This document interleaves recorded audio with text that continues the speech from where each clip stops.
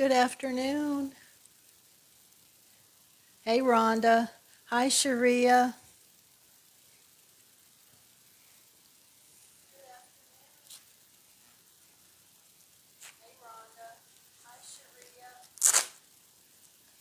Happy Tuesday.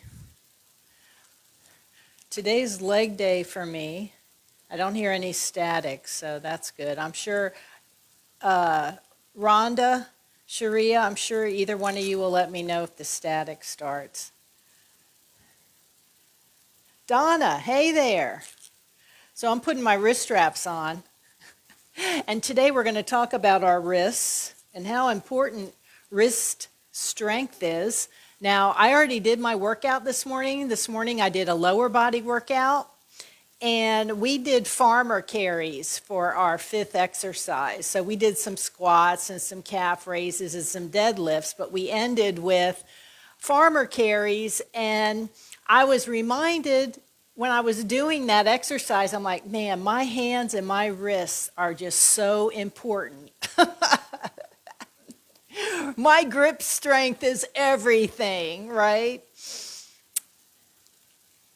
No static. Thank you, Donna. Thank you, Sharia, for letting me know. Hey, Margaret. So that's what I want to talk to you about today. And with the push-up, just like when we're planking, back in July when we had our plank challenge, the hands and the wrists are everything. And you really want to make sure that you have healthy hands and wrists. And of course, using wrist wraps help with stabilizing your joint, right? Your wrist joints.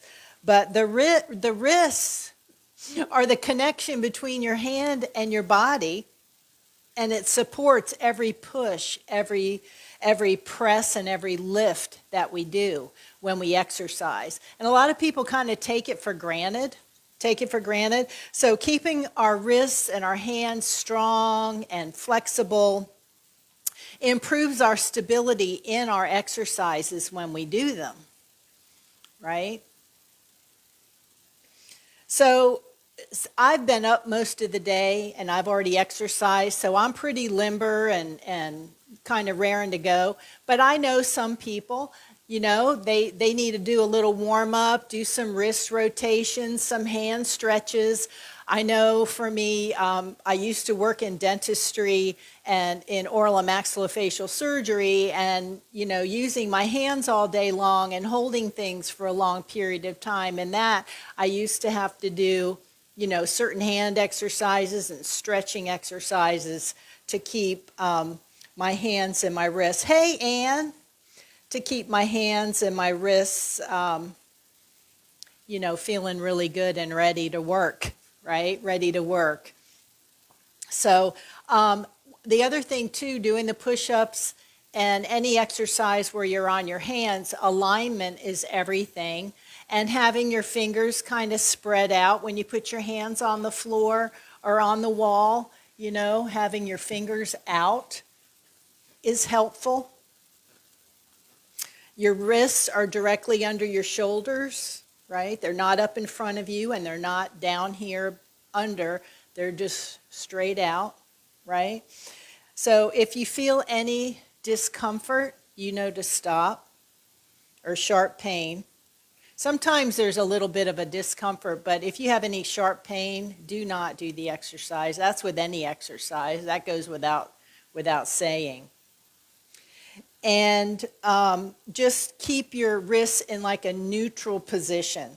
So that's why the wrist wraps are very helpful, because they help me keep my wrists in a neutral position.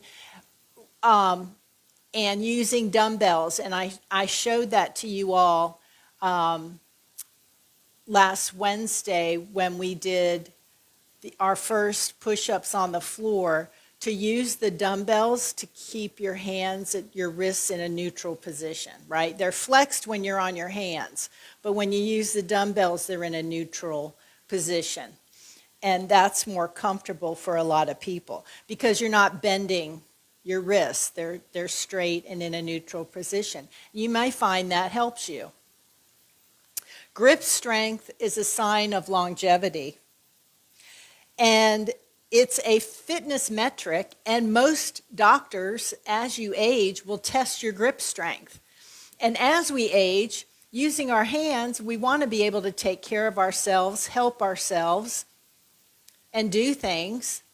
For me, I want to open a jar of pickles when I'm 100. I don't want to have somebody open a jar of pickles for me. I want to be able to do it, right? And so I know my grip strength, to get my pickle jar open, I'm going to need good grip strength. And a stronger grip is a sign of our health and our longevity. It's a predictor. It's a predictor that doctors use. So stronger grip is linked to better mobility and independence as we age. So every time we do these exercises, think about that for your why. The grip.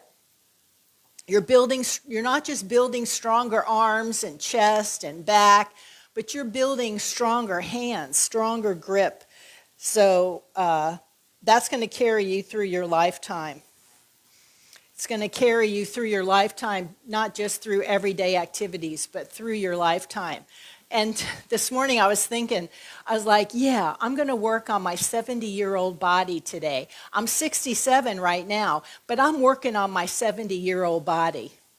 And when I'm 70, I'm going to work on my 80-year-old body. And when I'm 80, I'm going to work on my 100-year-old body. You see?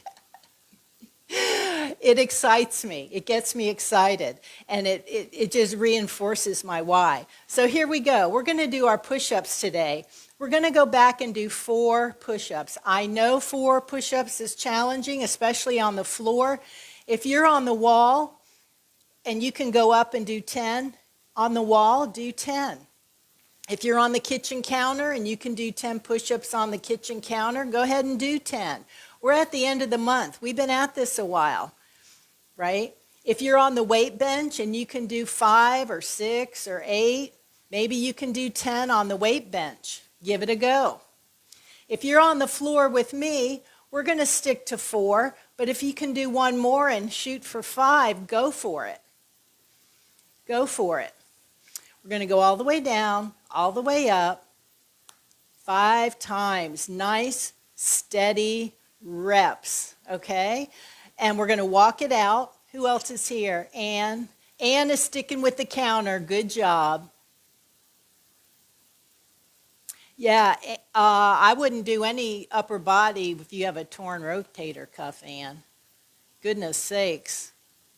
Hey there.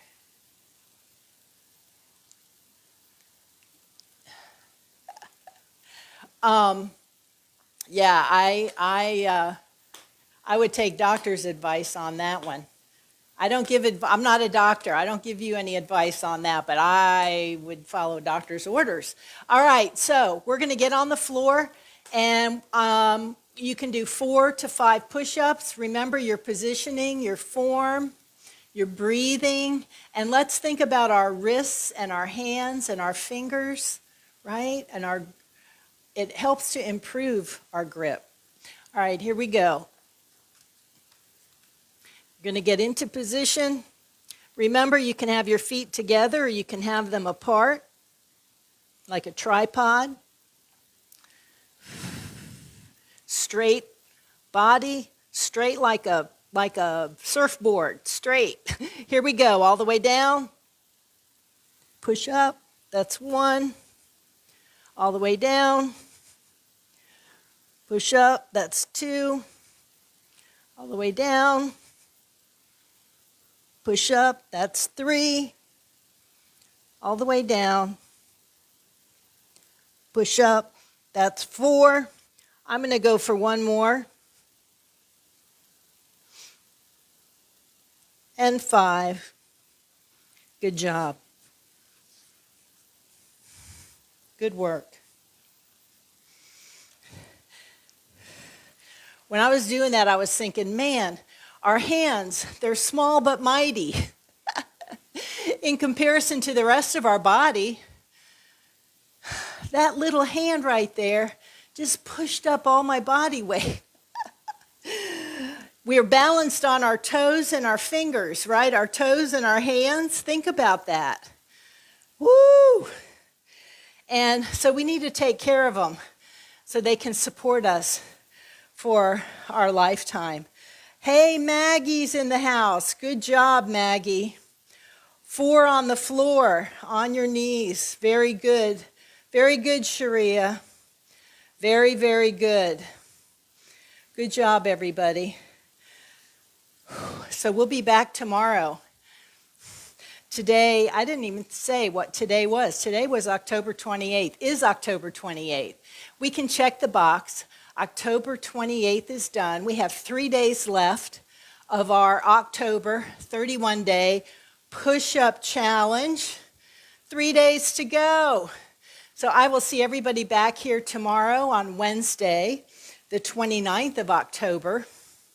I'm Kim Knapp, your coach here at the K Factor, Fitness and Health for Life, where I help you get what you want. We'll be right back here tomorrow for the push-up challenge. Make it a great day, everybody. Hydration. Oh, hydration. I was thirsty. It's like I need to take a sip. Drink your water. I'll see everybody tomorrow. Make it a great day. Bye.